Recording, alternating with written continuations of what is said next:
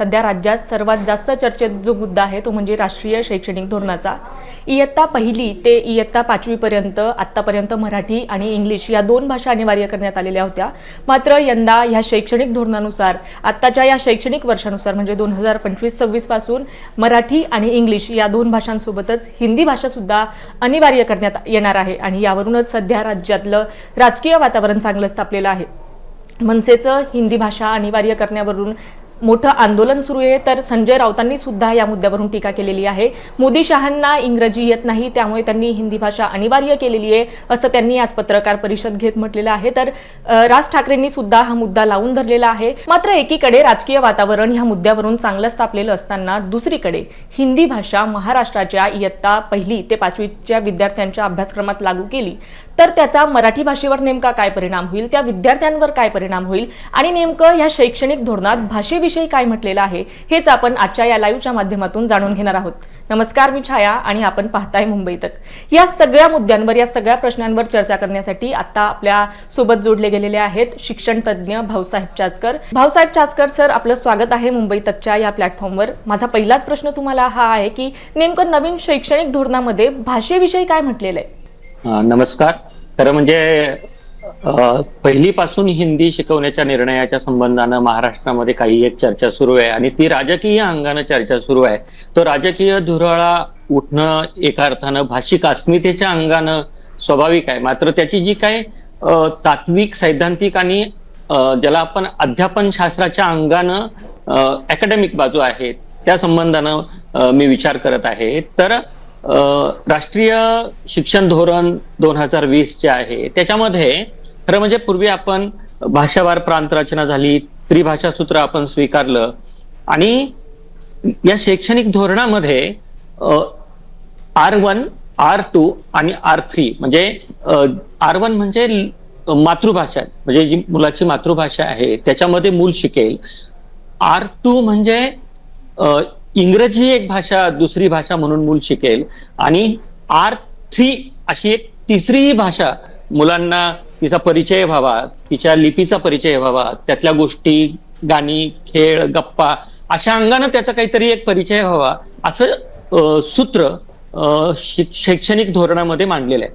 आता इथे छाया एक अत्यंत महत्वाचा मुद्दा असा आहे की माननीय पंतप्रधान नरेंद्र मोदी यांनीही त्याचा उल्लेख केलेला आहे की हे जे काही शैक्षणिक धोरण आहे त्याच्यामध्ये आम्ही मातृभाषेतून शिक्षणाचा आग्रह धरला आहे, मातृभाषेतून शिक्षणाचा पुरस्कार हे शैक्षणिक धोरण करताय। आता इथे काय आहे की जेव्हा आपण एखादी भाषा मुलांना शिकवतो, उदाहरणार्थ मराठी शाळेमध्ये मी शिकवतो, जिल्हा परिषदेच्या शाळेमध्ये मी शिकवतो, खरं म्हणजे सेमी इंग्लिश हे सुद्धा एक माध्यम आपण शिक्षणाचं बनवलेलं आहे। महाराष्ट्रामध्ये मात्र हे केवळ आहे, हे आपल्याला लक्षात आणून द्यायला पाहिजे मुद्दा म्हणून। इथे मराठीमधून जेव्हा मूल पहिल्या वर्गात येतं ते 6 वर्षाचं असतं त्यावेळेला त्या लिपीची ओळख म्हणजे डिकोडिंग चिन्हांच्या अंगानं त्याचा परिचय करून घ्यायचा असतो। मातृभाषा मुलाची भाषा आहे, मूल बोलतं आहे, आईचं, वडिलांचं, कुटुंबातलं, समाजातलं, परिसराचं जे काही ऐकू येतं मुलाला त्याच्या अंगानं मूल बोलायला शिकतं। म्हणजे मुलाला मराठी भाषा लगेच येते असा त्याचा अर्थ होत नाही। जेव्हा मूल वर्गात येतं तेव्हा मुलाला वाचायला शिकायचं असतं, लिहायला शिकायचं असतं आणि ऐकून लिहायला शिकायचं असतं। वेगवेगळे भाषेचे जे कौशल्य आहेत ते मुलाला शिकायचे असतात। इथे एक अत्यंत महत्वाचा मुद्दा आहे भाषाशास्त्रीय अंगानं, अध्यापन शास्त्राच्या अंगानं, तो म्हणजे पहिल्या वर्गामध्ये मूल जेव्हा प्रवेश घेतं तेव्हा त्या वर्गाच्या अखेरीला 1 वर्षाच्या शेवटाला मूल लिहायला वाचायला शिकत असतं।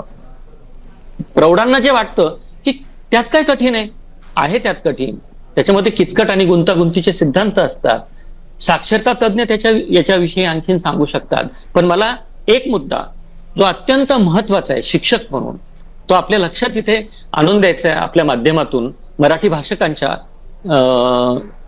तो असा आहे की आपण पहिलीपासून मातृभाषेतून शिक्षण देतो, गेल्या 24-25 वर्षामध्ये आपण इंग्रजी ही दुसरी भाषा शिकवायला सुरुवात केली आणि 5व्या वर्गापासून आपण हिंदी शिकवत होतो आणि असं अचानक आता आपल्याला म्हणजे अनेक भाषा मुलांना आल्या पाहिजेत, अनेक भाषा आल्या पाहिजे मुलांना, परंतु त्या सक्तीच्या करता उपयोगाच्या नाही. त्याचं कारणच आहे, 5व्या वर्गामध्ये आपण हिंदी शिकवत होतो, पहिलीपासून हिंदी शिकवायला घेतली आपण, तर 3 भाषा शिकवताना मुलांच्या मनावर खूप मोठा ताण येणार आहे, एक दडपण येणार आहे आणि एक शैक्षणिक ओझं आपण मुलांच्या मानेवर डोक्यावर ठेवतो आहोत, असा त्याचा एक अर्थ आहे. आता हे मी जेव्हा म्हणतो आहे तेव्हा का, तर एक मराठी आहे, दुसरी इंग्रजी आहे आणि तिसरी हिंदी आहे. आता हिंदीच का, त्याचंही उत्तर मिळत नाही. खरं म्हणजे शैक्षणिक धोरणामध्ये असं कुठलेलं म्हटलेलं नाहीये माझ्या आकलनानुसार, माझ्या माहितीनुसार. कोणत्या टप्प्यावर भाषा शिकवायला पाहिजे, तर 5व्या वर्गात आपण हिंदी शिकवत होतो, तो पहिलीपासून शिकवण्याचा आग्रह का आहे याचं उत्तर एक मिळत नाही. आणि मी मगाशी जसं म्हटलं की अजून एक भाषा शिकवल्यानंतर मला असं वाटतं की पहिलीपासून आपण गणित जो विषय आहे, म्हणजे एक मराठी, दुसरी इंग्रजी, तिसरी हिंदी, चौथा गणित, कला, कार्यानुभव, खेळ, हे हे इतकं मुलांच्या मनावर ओझं लादावं का, एवढं दडपण मुलांना द्यावं का, असा एक मुद्दा आहे. आणि प्रौढांना जितकं वाटतं की शिक्षण आणि एकूण सोपं असतं सगळं, तितकं मुलांच्या दृष्टीनं सोपं नसतं. मला रचनावादी शिक्षण, त्याच्या मुळाशी जे काय मेंदूचं विश्लेषण हॉवर्ड गार्डनर, जीन पियाजे, वायगॉट्स्की आणि अनेक लोकांनी केलेलं आहे त्याच्यावर काम. तर त्यातलं एक साधं एक तत्व सांगतो मी, आणि या प्रश्नाचं उत्तर इथे मी थांबतो की लहान मूल जसा विचार करतं तसा विचार मोठ्या माणसांना करता येत नाही.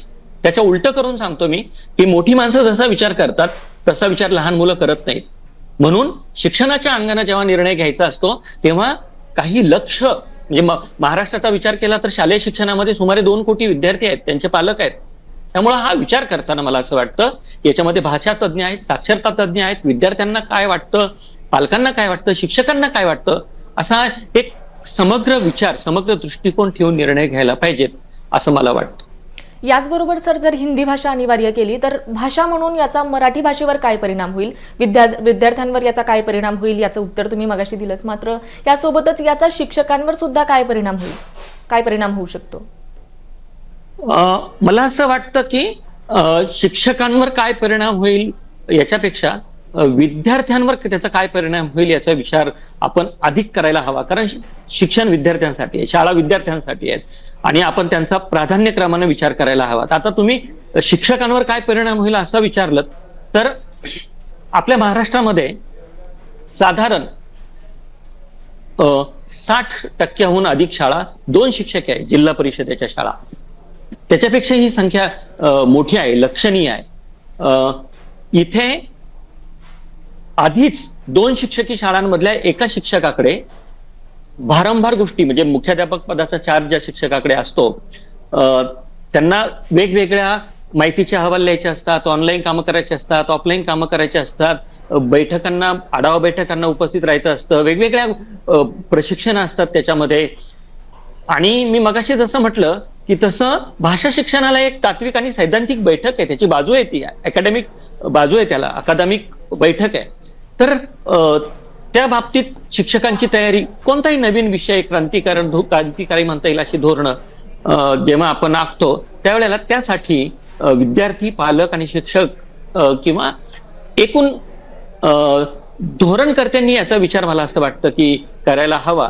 तज्ज्ञांना, विचारवंतांना, अभ्यासकांना, त्या क्षेत्रामध्ये काम करणाऱ्या ज्या काय अभ्यास संस्था आहे, संशोधन संस्था आहे, त्यांना विचारायला हवं. आता इथे हे जे काही 2 शिक्षकी शाळा आहेत त्यातले जे शिक्षक आहे ते आधीच शैक्षणिक कामांनी गांजलेले, वैतागलेले, त्रासलेले आहेत. खरं तर हा मुद्दा इथे समोर ठेवायला याच्यासाठी हवा की आणखीन एक जास्तीचा विषय आपण त्यांना शिकवायला सांगणार आहोत, तर त्याचा परिणाम होणारच. पण सर, शिक्षक तज्ज्ञ म्हणून असं नाही वाटत का की नॅशनल लेवलला, राष्ट्रीय पातळीवर जेव्हा हे विद्यार्थी बाहेर पडतील, दिल्ली किंवा आणखी वेगवेगळ्या बनारस किंवा IIT सारख्या युनिव्हर्सिटीजमध्ये विद्यार्थी महाराष्ट्रातून शिकायला जातात, तेव्हा महाराष्ट्राच्या बाहेर पडल्यावर या विद्यार्थ्यांना हिंदी भाषेमुळे कुठेतरी मदत होईल किंवा एक तो भाषेचा कम्फर्ट झोन तयार होईल, त्यांचे चॅलेंजेस आणखी भाषेचे कमी होतील? मी कोणत्याही भाषेचा दुस्वास करत नाही, दुराग्रह करत नाही, सगळ्या भाषांवर माझं प्रेम आहे. खरं म्हणजे मी मगाशीच सांगितलं की अधिकाधिक भाषा आल्या पाहिजेत मुलांना. फिनलंड किंवा इकडे ज्या प्रगत देशातल्या शिक्षण पद्धतीमध्ये अधिक भाषा मुलांना 9व्या वर्गापर्यंत येतात. त्याच्यामुळे कोणत्याही सर्वच भाषांचा आदर करतो. म्हणजे लहान मुलं सुद्धा आत्ताच कार्टून नेटवर्क बघून बघून हिंदी बोलायला लागलेले असतात. ते हिंदी सिनेमे बघतात. ते अनेक गोष्टी आहेत त्याच्यामध्ये हिंदी बोलायला येतेच मुलांना. कारण अशी एक मांडणी केली जाते की बाबा मुलांना गोष्टी सांगायच्या, त्यातलं काहीतरी ओळख करून द्यायची आहे, त्याच्यामुळं लेखी परीक्षाच घेणार नाही आहोत आपण, त्याच्यामुळे हिंदीला काय हरकत आहे. तर मी विद्यार्थ्यांच्या अंगाने विचार करतोय, विद्यार्थ्यांच्या शिकण्याच्या अंगाने विचार करतोय, मी त्या शैक्षणिक गुणवत्तेच्या अंगाने विचार करतोय. मी हिंदी शिकली म्हणजे मुलांचं करिअर होईल असं काही आहे का? याच्या उलट मातृभाषेतून शिकताना माझं म्हणणं असं आहे की उत्तम दर्जाची इंग्रजी आपण शिकवली पाहिजे मराठी शाळांमध्ये. मातृभाषा ही शिक्षणाचं माध्यम असायला पाहिजे. त्याच्यातून संकल्पना मुलांना स्पष्ट होतात. इंग्रजीमध्ये पाठांतर करायला लागतं.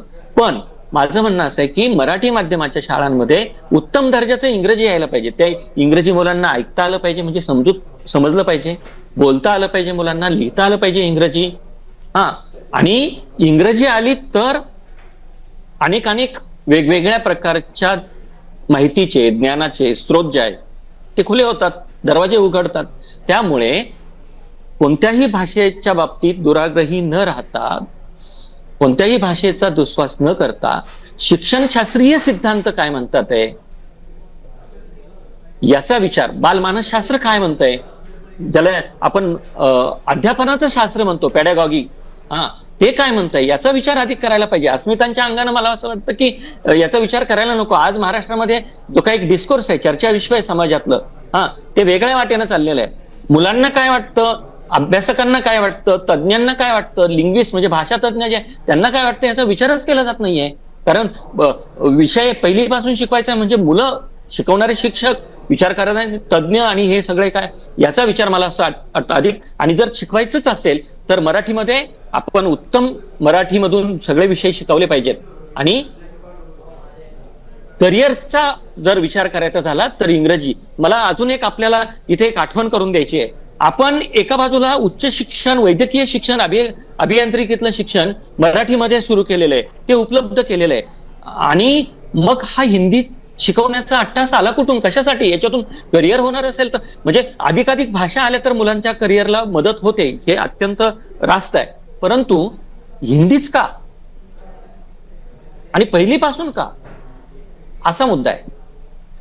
आणि दुसरीकडे सर, हिंदी आणि मराठी भाषेची लिपी एकच असल्यामुळेही विद्यार्थ्यांवर याचा परिणाम होऊ शकतो का? कारण अगदी पहिलीपासून हिंदी भाषा अनिवार्य करण्यात येणार आहे, त्यामुळे ते लिपी लिहित असताना मराठी हिंदी असं मिक्सअप होऊ शकतं, असेही चॅलेंजेस मुलांमध्ये येऊ शकतात का? नाही, खरं म्हणजे लिपी एक असल्यामुळे अडचणी उद्भवल्या नाही पाहिजे असं, म्हणजे शिक्षणशास्त्रीय अंगानं त्याची तात्विक आणि सैद्धांतिक बाजू जर बघितली आपण तर ती अडचण, म्हणजे उदाहरणार्थ मराठीत क ला क म्हणतात तर हिंदीमध्ये क ला कच म्हणतात. पण मुद्दा तो नाहीये छाया, तुम्हाला सांगतो. मुद्दा आणखीन एक विषय मुलांच्या मानगुटीवर बसवावा का नेऊन, आणखीन एक असं म्हणजे त्यांना ओझं लादावं का त्यांच्या मनावर, मेंदूवर, एक पहिलीपासूनच, असा एक विषय आहे. कारण आता एक असं आहे ना की जेव्हा एक विषय वाढणार आहे तेव्हा तिथे मला असं वाटतं की मुलांना कसं असतं,